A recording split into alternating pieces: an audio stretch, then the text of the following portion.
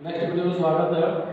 अगला केस हम देखेंगे द्वादश में एक समान आवेशित और चालक गोले के कारण वैद्युत क्षेत्र की तीव्रता।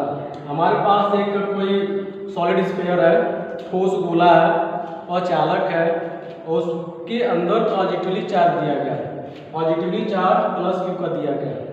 ये अचालक गोला किस तरह का हो सकता है? जैसे मान लीजिए क्लाउड है, बादल का गोला हो गया, क्योंकि बादल कि आपस में घर्षण के कारण उस पर चार्ज आ जाते हैं तो उसको आवेशित कहा जा सकता है, क्योंकि इंसुलेटर भी हैं और चालक भी हैं और घर्षण के दौरान उनके अंदर आवेश की मात्रा आ जाती है, आवेशित हो जाता है, वह चार्ज पूरे अंदर डिस्ट्रीब्यूट हो जाता है, पूरे आयतन में आवेश बढ़ जाता है।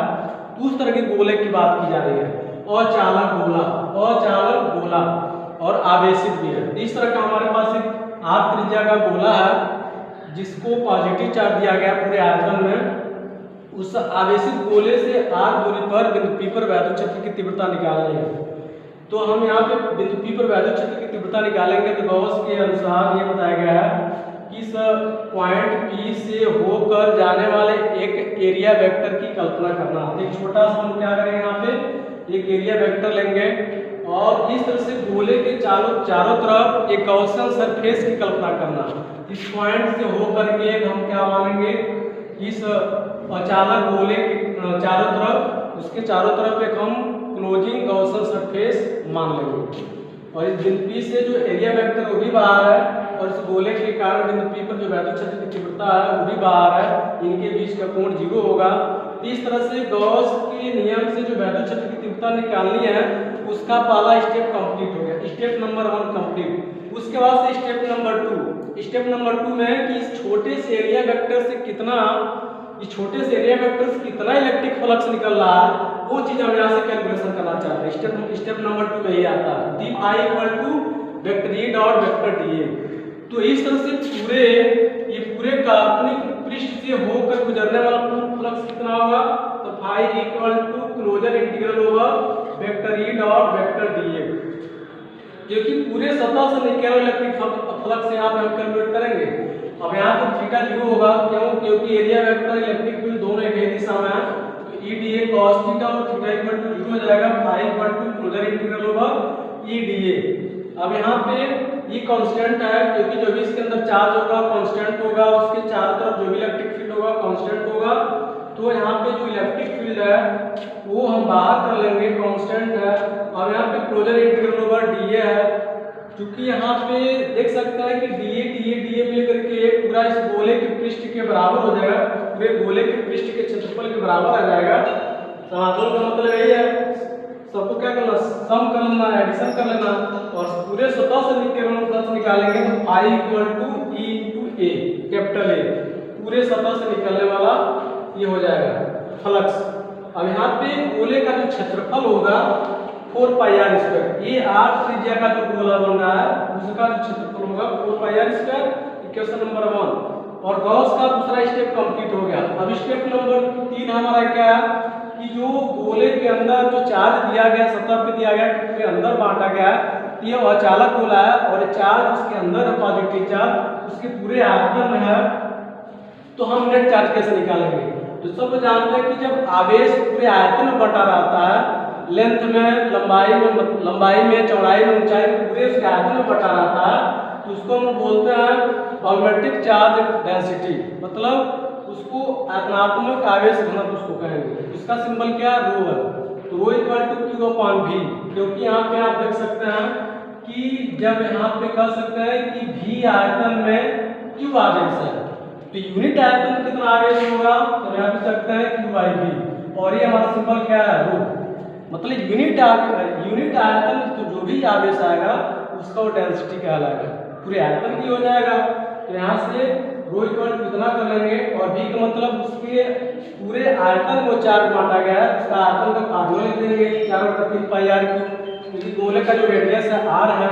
अब यहाँ से q का वैल्यू निकालेंगे rho into 4/3 pi are Q. यहाँ से हमने क्या कर लिया, स्टेप नंबर 3 में चार्ज की कैलकुलेशन में कर लिया। उसके बाद से गॉस प्रमेय फाइंड करने के लिए स्टेप नंबर 4 में क्या कि जिस बिंदु P पर हमको वैद्युत क्षेत्र की तीव्रता निकालनी है वो जो टोटल आवेश है इस गोले के अंदर है, ये इस गॉसियन पृष्ठ के अंदर चार्ज हो गया, तो उस स्थिति में जो फ्लक्स का फार्मूला आपका गॉस के प्रमेय के अनुसार Φ=Q/ε0 इक्वेशन नंबर 2 हो जाएगा।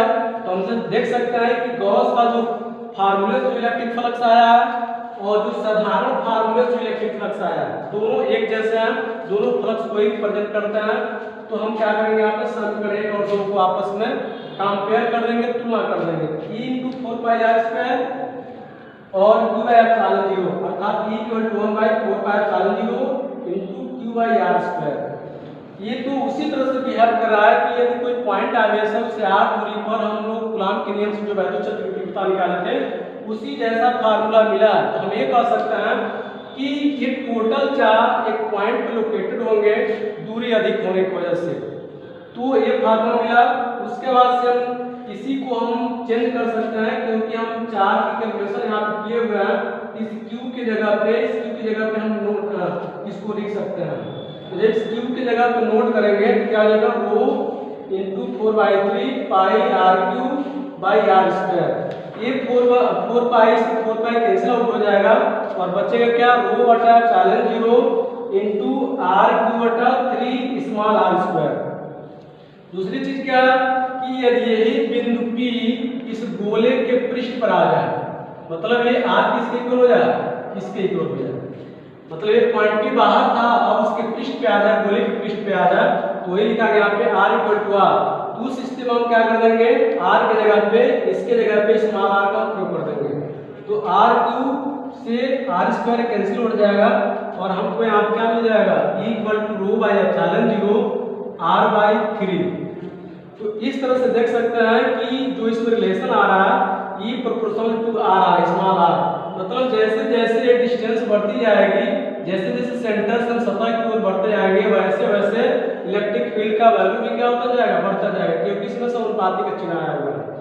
तीसरा पॉइंट हम लोग का यह है कि जब यही पॉइंट P जिस पर हमको वैद्युत क्षेत्र निकाली है, वह पॉइंट P हमारा गोले के कहीं भी किसी भी जगह पे अंदर आ जाए, जैसा कि यहाँ लिया गया है। तो अब यहाँ पे ये होगा कि कैपिटल R ग्रेटर देन होगा किससे, स्मॉल r से। तो ये पॉइंट P हमारा यहाँ आ गया है। तो अब इस स्थिति में केवल इतना चार्ज बाउंडेड होगा, इतना ही चार्ज इसके अंदर बाउंडेड होगा, क्योंकि गोले के इतने ही चार्ज के अंदर आएंगे। तो उस स्थिति में जो फार्मूला होगा इस बिंदु पर वैद्युत क्षेत्र का E = 1/4πr0 × Q'/r²। क्यों Q'? क्योंकि अब केवल इतने आयतन में हम क्या करेंगे, इतने एरिया में, इतने जगह में हम केवल चार्ज की कैलकुलेशन करेंगे, कितना आएगा, Q' आएगा बटा r²। जब ये जानते हैं कि पर यूनिट वॉल्यूम में, पर एकांक आयतन में जो भी चार्ज आएगा वह एक समान रूप से बांटा गया है, उस स्थिति में हम कह सकते हैं ρ = Q/4/3 πr³ = Q'/4/3 πr³। तो यहाँ से Q' का हम वैल्यू निकाल लेंगे और एक Q' का वैल्यू इसकी जगह पे चला जाएगा, तो यहाँ पे आ जाएगा इतना, और ये r³ से r² कैंसिल आउट हो जाएगा, कैपिटल R तो रहेगा ही रहेगा। E = 1/4πr0 Q small r बटा कैपिटल R का Q। ये हो गया कि अंदर किसी बिंदु P पर वैद्युत क्षेत्र की तीव्रता, पृष्ठ पे भी हो गया, बाहर भी हो गया। अब हम ग्राफ देख सकते हैं, छोटा सा, एक छोटा सा ग्राफ है, कैसे कैसे ये डिस्टेंस के अनुसार बढ़ रहा है। तो आप यहाँ से देख सकते हैं, ये जो ग्राफ यहाँ से दिखाया गया है कि जैसे जैसे हम सेंटर से केंद्र पे इसकी इलेक्ट्रिक फील्ड की वैल्यू क्या होगी, 0 होगा।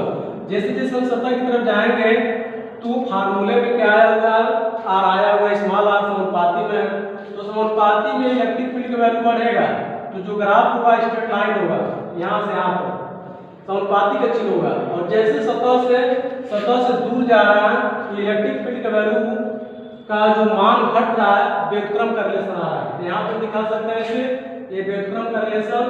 तो ये इस तरह का ग्राफ हो जाएगा, क्योंकि जो चार्ज बांटा गया इसके अंदर, और चार्ज में दूरी में ग्राफ, चार्ज की वजह से जो इलेक्ट्रिक फील्ड है और जो दूरी है, इनके बीच में जो ग्राफ होगा इस तरह का होगा। और इस तरह से हम लोगों ने गॉस के प्रमेय से अचालक आवेशित गोले के कारण वैद्युत क्षेत्र की तीव्रता 3 पॉइंट निकाले हैं, बाहर, सतह, उसके पृष्ठ पर और अंदर। Thank you.